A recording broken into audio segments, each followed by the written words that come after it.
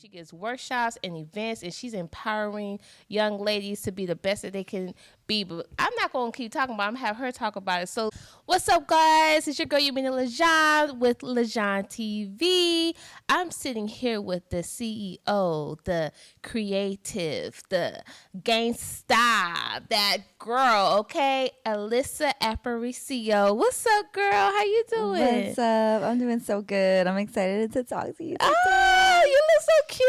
Thank you. I feel like stripper fit. Barbie. I heard that. She got the whole did up, the nails and everything. Okay, y'all, if y'all didn't know about her, you know about her now, okay? She runs this event called Pxssy Empowered, all right?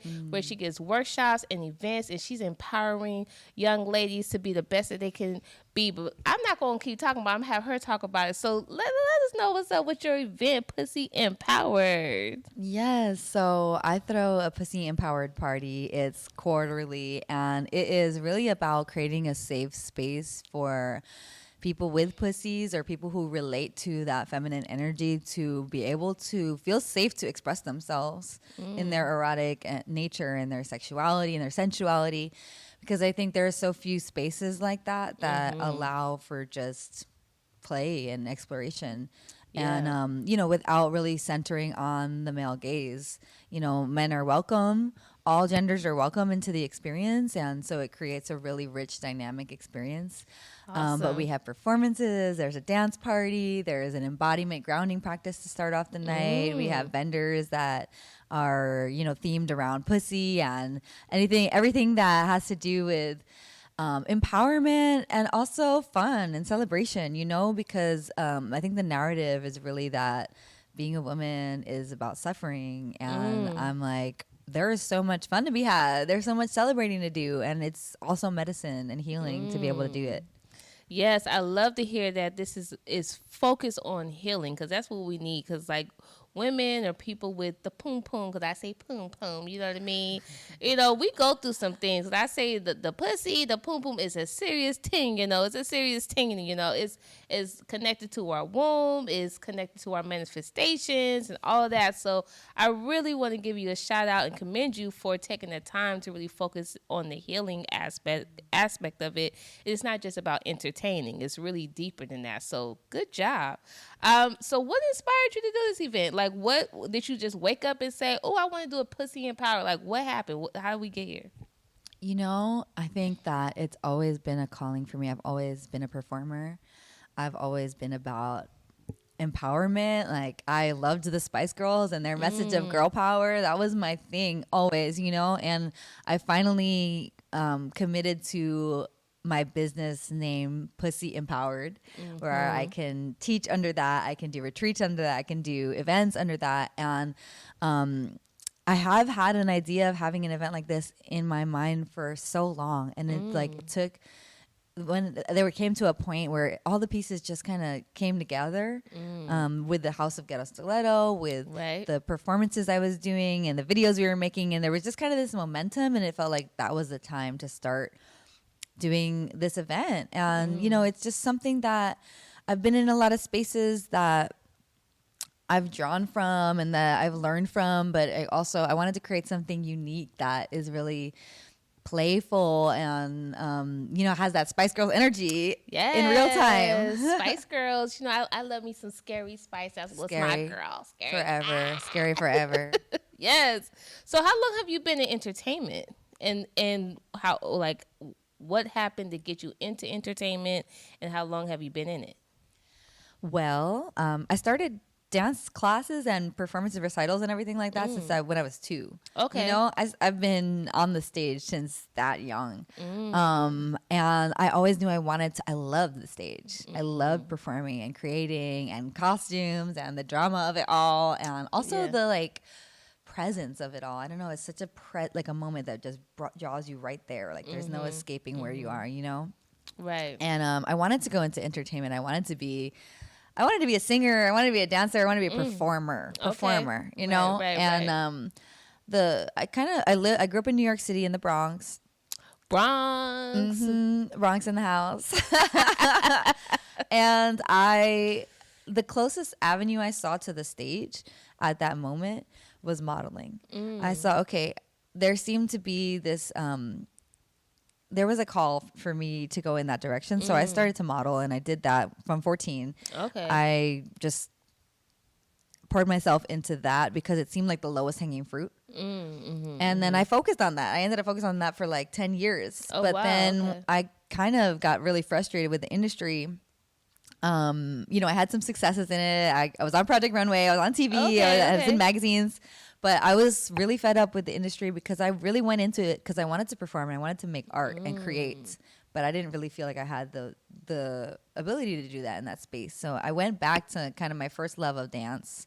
And that's when I started go-go dancing. Then I started doing samba, then belly dance. Then I started stripping. And it kind of became clear to me that erotic dance was like the venue or the avenue that I wanted to go on. Yeah. Yes.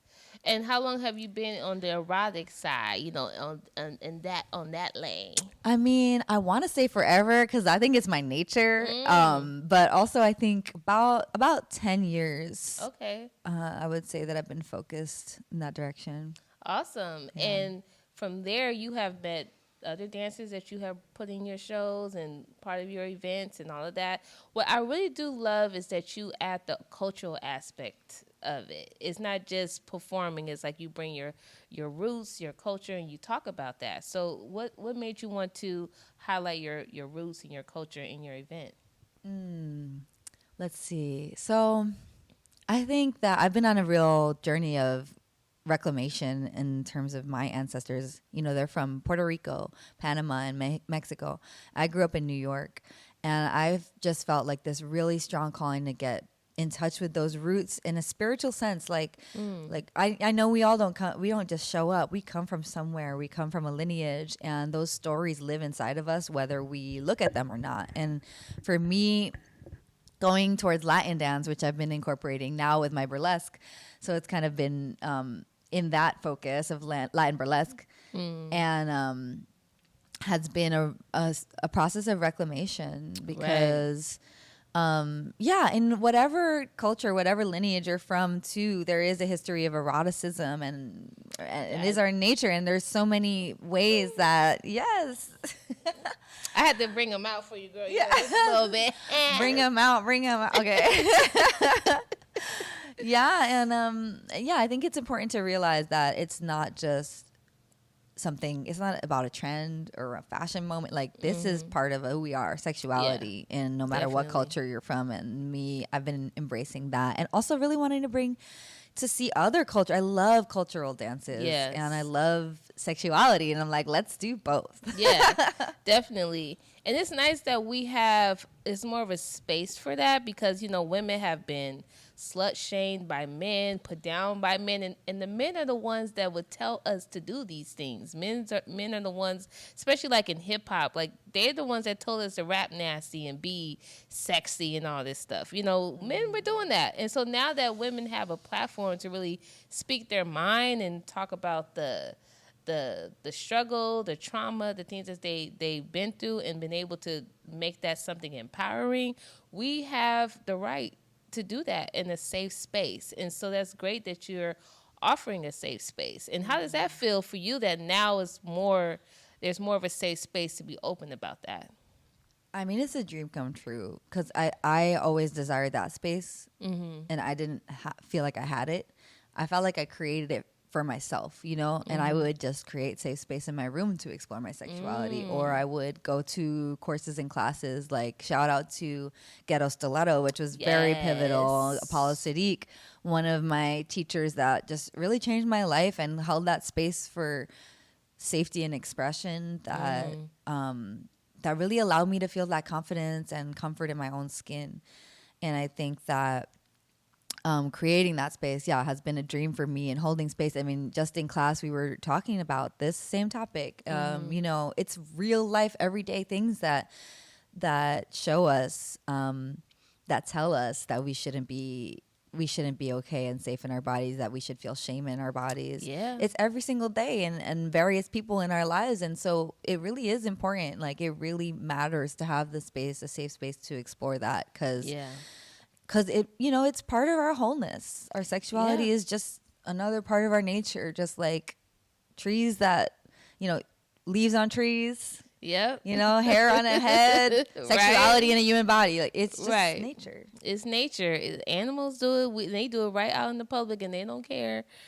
Right. I've seen little dogs in the hood back in the day being stuck because they was getting it in. You know what I mean?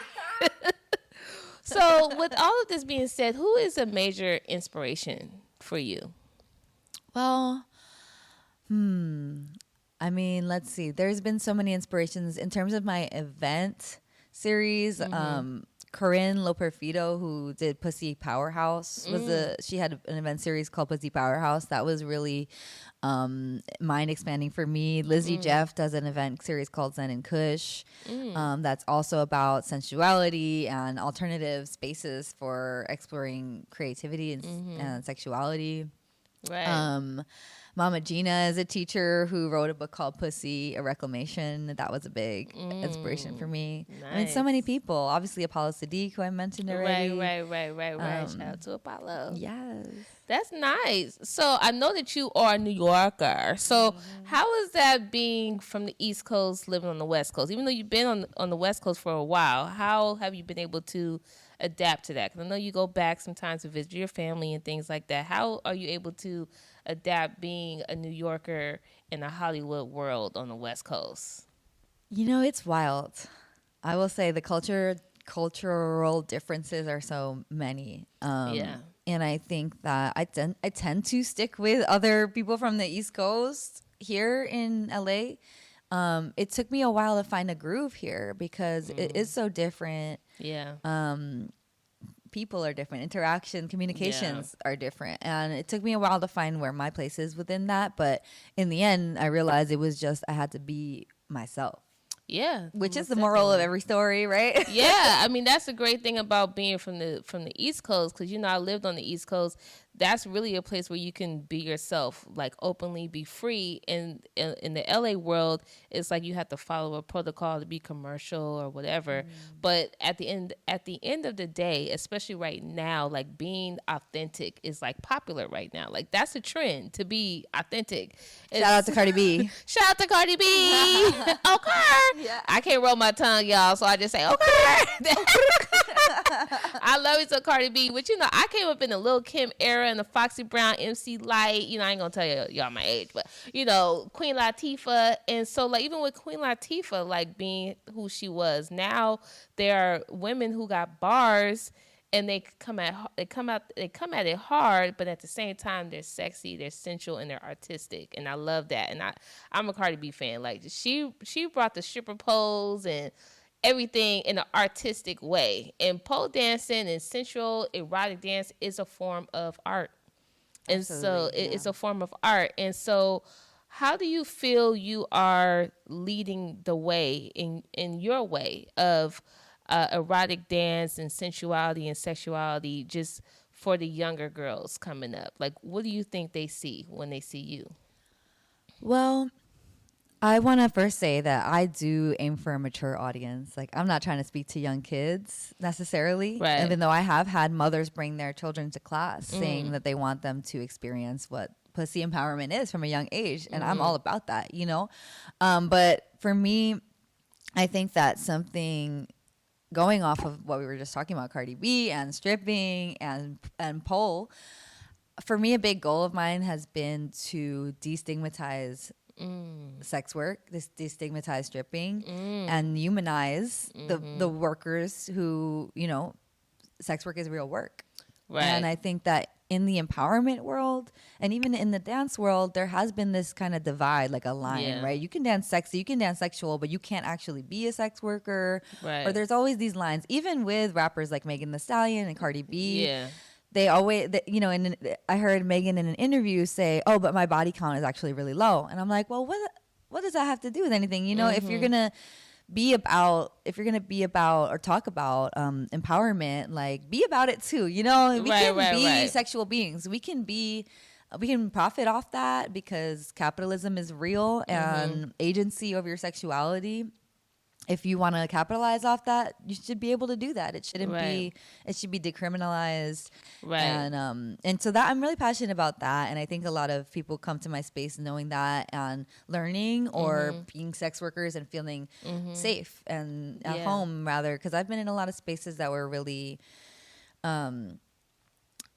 you know, they were really, they talked down to sex workers and that didn't feel good and it's not right. Yeah. You know? Yeah, that's why I was asking, because, you know, you got these young girls in their 20s trying to find their way, and sometimes they get human trafficked or they get caught up in abusive relationships or abusive situations. And, you know, having these kind of being a staple in your community and knowing people, they can come to you and get some guidance and get some kind of training, or just so they can feel good about themselves. You know what I mean? And they come here and they learn about how to heal their womb and breathing, like that. Those are the things that we need, because the power of breath does help you manifest, and you have manifested some great things. You know what I mean? So that's pretty awesome.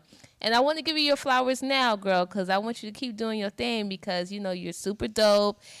And she sings, y'all. So how did that feel? Because she's just coming off of her Pxssy Empowered event, okay? And she just did her workshop, and she introduced her music. This is the first time, right? Yeah. How did that feel, using your space, your stage, to sing and bring about your music? How did that feel? It was terrifying, because I have a long time ago, it was my first love to write music and to, I said I wanted to be a performer, but I had someone early on in my life tell me, you can't sing, right? And I was like, okay, so I put that dream away for a long time. And I went on a really long journey of reclaiming my voice. Cause I always used to say I am physically extroverted and then vocally introverted. So it was a really big leap for me to present my song for the first time like that. And I know that I have work to do vocally, but I'm really proud of myself for just doing the damn thing, Yeah. I just did it, and it felt really like a relief to say, okay, well, even if it wasn't the best performance I could have given vocally, I did it. You did it. And you performed. I did. And you did awesome. Oh, thank you. And one thing I've learned, I was working with the vocal coach, and she told me, because I was struggling one time, and she just said, perform. Don't worry about how you sound. Don't worry about the note. Just perform. So if you're a natural performer, you can project that and your voice will follow. So I think we just have, as true performers, we got to keep that in mind. Like, whether if it's acting, whether if it's dancing, whether if it's singing, performing is your gift. So you can use it with anything and everything. That's your confidence. You know what I mean? So kudos to you, girl. Thank you. It felt so good to hear that. Yes, girl. Keep it going on. Keep it going on, y'all. It's going. Yes. We're going. Yes. So I want to give a shout out to the Haus of Ghetto, Stiletto. That's where we at. Mr. Paulo Sadiq. And she hosts her events here at Haus of Ghetto, Stiletto. She does her workshops. She does her events. And then she also has her social media, where she is giving you guys life, photos, artistry, and she sells her t-shirts, her merchandise, and she also sells her modeling, her picture. I saw your pictures, on the wall. I said, okay, girl, this is a whole gallery that you got going on. Yes. So kudos to you, girl. I want you to keep doing your thing. You are empowering a lot of young women, and I know it could be a struggle doing it, but you're doing it, and that's the main thing. You know what I mean? So kudos to you. Keep it going, queen. You. So let them know where they can follow you, and any shout outs. Yeah, my Instagram is at sensual_radiance, and my website is pxssyempowered.com. That's trademarked, so check it out there. I got retreats coming up. I have a retreat coming up in Puerto Rico. And, tell us about that. Yeah, so this is going to be a video vixen retreat. So it's all about getting in touch with that inner video vixen, that energy that I came up on. Like, I was in love with the video vixen energy. Yeah, are you kidding?